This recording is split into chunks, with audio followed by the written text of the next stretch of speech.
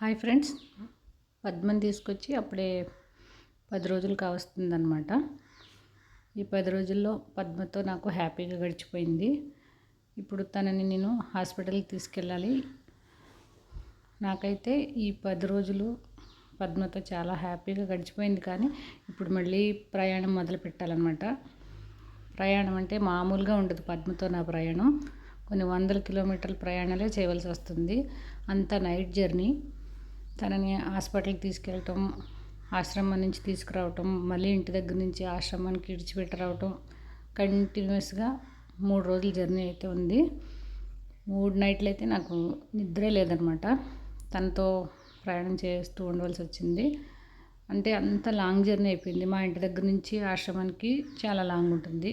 హాస్పిటల్కి దూరమే. మళ్ళీ తన ఆశ్రమానికి విడిచిపెడతాము, అంత ప్రయాణమే అనమాట. ఎలాగైతేనో పద్మతో 10 రోజులు గడిచిపోయింది. తననైతే షిమోగా తీసుకెళ్ళటానికి అంతా ప్రిపేర్ అయ్యానమాట. తనకి మళ్ళీ పునర్జీవితాన్ని ఇచ్చినటువంటి హాస్పిటల్ అనమాట అది. తనకి చెకప్లన్నీ చేయించాలి. చెకప్లు చేసిన తర్వాత తనకి ట్యాబ్లెట్లు ఇస్తారు. ఇదే అనమాట హాస్పిటల్, షిమోగాలో ఉంది.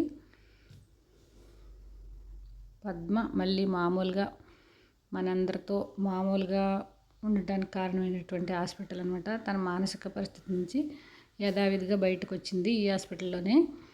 కానీ ఈసారి అయితే పద్మని చూసిన డాక్టర్ గారు అయితే చాలా సంతోషించేశారు పద్మని చూసి. ఎందుకంటే చాలా నార్మల్గా ఉంది పద్మ. ఈ 10 సంవత్సరాల జర్నీలో తను ఎప్పుడూ మళ్ళీ వెనక్కి వెళ్ళలేదు. తను చాలా కోలుకుందనమాట. అక్కడ పద్మని జాయిన్ చేసిన ఆశ్రమంలో కూడా తను చాలా హ్యాపీగా ఉంది. కానీ ఈరోజు విద్యా మేడం గారికి అయితే చాలా అంటే చాలా సంతోషం. ఈవిడే విద్యా మేడం గారు. పద్మ చాలా ఖుషిగా ఉందమ్మా, చాలా సంతోషం అనిపిస్తుంది. ఇలానే ట్యాబ్లెట్లు కంటిన్యూ చేస్తే తను ఎప్పుడు ఇలా నవ్వుతూనే ఉంటుందని చెప్పారు. ఇక్కడ హాస్పిటల్లో అంతా అయిన తర్వాత నేనైతే మళ్ళీ ఆశ్రమంలో విడిచిపెట్టి వచ్చేసాను. ఇది ఈరోజు వీడియో.